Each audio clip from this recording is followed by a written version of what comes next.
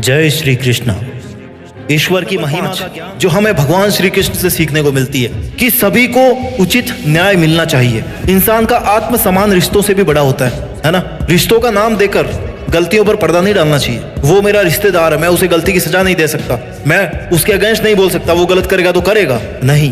कंस श्री कृष्ण के मामा थे, उन्होंने उसे अहंकार, अत्याचारों, गलतियों और मासूमों से किए गए दुर्व्यवहार की सजा दी। आपको अन्याय के खिलाफ आवाज उठानी पड़ेगी। न्याय सभी के साथ एक सा होना चाहिए, जिसमें कोई रिश्ता आड़ा नहीं आना चाहिए। Right is right, wrong is wrong. सीख नंबर 6 जो हमें श्री कृष्ण से सीखने को मिलती है कि सत्य के साथ और गलत के खिलाफ खड़े रहो। सच्चाई का साथ कभी नहीं छोड़ना चाहिए, जिसका उदाहरण महाभारत का युद्ध है। राजनीति बुरी नहीं है, लेकिन अगर राजनीति करनी हो ना तो भगवान की तरह करो, श्री कृष्ण की तरह करो। श्री कृष्ण ने राजनीति की, लेकिन वे सदैव सच के साथ खड़े रहे। उन्होंने जैसे को तैसा जवाब दिया और दुष्टों के विनाश के लिए उन्होंने नियमों को आड़े नहीं आने दिया।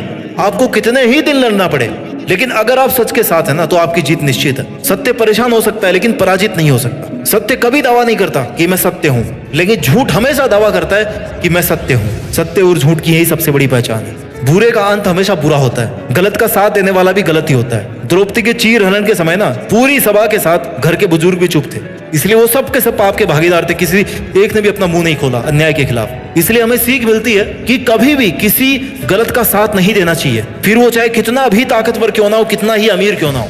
सीख नंबर 7 जो हमें श्री कृष्ण से सीखने को मिलती है, कर्तव्य और विनम्रता। अपने कर्तव्यों का पालन करने के लिए श्री कृष्ण गोकुल से मथुरा गए थे। विपत्ति के समय अपनों का साथ देना चाहिए। जैसे श्री कृष्ण ने गोवर्धन पर्वत को उठा करके पूरे गांव की रक्षा करी थी। अपने कर्तव्यों से पीछे नहीं हटना चाहिए। भले ही कृष्ण शानदार द्वारका के राजा और सारी सृष्टि के देवता थे, फिर भी वे विनम्र थे और हमेशा अपने बड़ों के प्रति सम्मान दिखाते थे। चाहे वे उनके माता पिता हो, शिक्षक हो या फिर प्रजा हो, वो उन्हें सुख देने के लिए हमेशा उत्सुक रहते थे। इसी वजह से वह जहां भी जाते थे ना श्री कृष्ण, लोग उनकी मदद के लिए हमेशा तैयार रहते थे। कृष्ण की तरह आपको भी अपने जीवन में विनम्र होना चाहिए। ये आपको ईमानदार लोगों के साथ रियल रिलेशनशिप बनाने में आपकी हेल्प करता है। सीख नंबर 8 जो हमें श्री कृष्ण से सीखने को मिलती है, give your best for social service.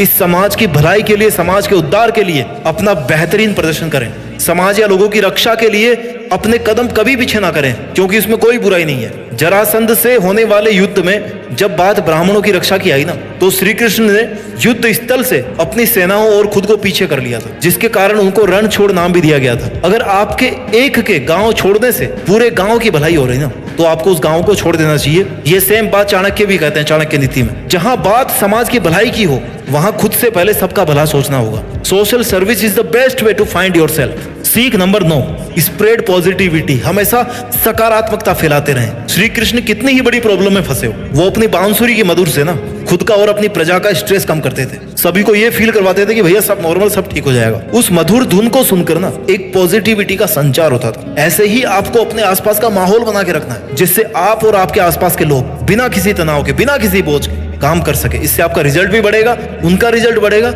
और मेहनत ज्यादा इफेक्टिव तरीके से हो पाएगी। जैसे बोझ लेकर के उड़ा नहीं जा सकता ना, गिरने की संभावना होती है, वैसे दिमाग पर अगर स्ट्रेस का बोझ रहेगा तो कैसे कोई अपना काम ठीक कर पाएगा। इसलिए अपनी वाणी से और अपने कर्म से अपने आसपास पॉजिटिविटी बना के रखें। सीख नंबर 10 जो हमें श्री कृष्ण से सीखने को मिलती है, निस्वार्थ प्रेम। श्री कृष्ण ने पृथ्वी के हर प्राणी और प्रकृति से प्रेम करना सिखाया है। उन्होंने अपनी दोनों माताओं से, अपने ग्वाले मित्रों से, अपनी गायों से, गोकुलवासियों से, प्रकृति से, सखा सुदामा से, पांडवों के रूप में अपने शिष्यों से, राजा के रूप में अपनी द्वारिका की प्रजा से, सबसे निस्वार्थ प्रेम किया है। प्रेम पूर्वक उनके लिए हर काम को बड़ी सहजता से, खुशी से करके सबका मन मोह लिया। ये कोई लीला नहीं थी, हर कोई कर सकता है ऐसा। उन्होंने कभी नहीं दिखाया कि वो एक भगवान है और उन सबसे सर्वोत्तम है। चाहते तो दिखा सकते थे ना, भगवान है, मैं तो भगवान हूँ। वो सबके साथ घुल मिलकर उनके अच्छे के लिए हमेशा काम करते रहे। आप कितने ही ताकतवर क्यों ना हो, जब तक आपके मन में प्रेम की भावना नहीं है ना, आपका मन सॉफ्ट नहीं है ना, तब तक आपको बाकी सभी खुद से कम ही लगते हैं। तब तक आप दुनिया में कभी किसी का विश्वास नहीं जीत सकते, कभी किसी का भला नहीं कर सकते। मन से मन का प्रेम होना आपको हमेशा जीतने की तरफ प्रेरित करेगा।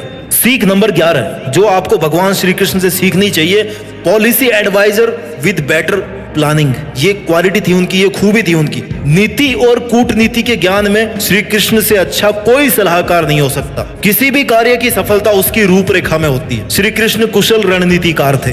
अश्वत्थामा और जयद्रथ का वध उनकी व्यूह रणनीति का ही परिणाम था। आपके पास किसी भी काम को करने की अगर पूरी प्लानिंग है ना, तो काम कंप्लीट होने तक आप उससे पीछे मत हटो। व्यक्ति जो चाहे बन सकता है यदि विश्वास के साथ अपने टारगेट्स पर लगातार फोकस रहे। किसी भी काम को करने से पहले आपके मन में उसकी आउटलाइन तैयार होनी चाहिए। बुरे से बुरा और अच्छे से अच्छा दोनों केस को लेकर के आपको प्लानिंग करनी चाहिए, तभी आप एक सफल प्लानर बन पाएंगे, सफल इंसान बन पाएंगे। राजनीति में जब सामने वाला शक्तिशाली हो ना, तो कूटनीति से काम लेना चाहिए, जैसा श्री कृष्ण ने लिया। Plans are nothing but planning is everything. Plan हर किसी के पास होता है, लेकिन प्लानिंग बनाना बहुत बड़ी चीज होती है। सबसे मेन होती है प्लानिंग।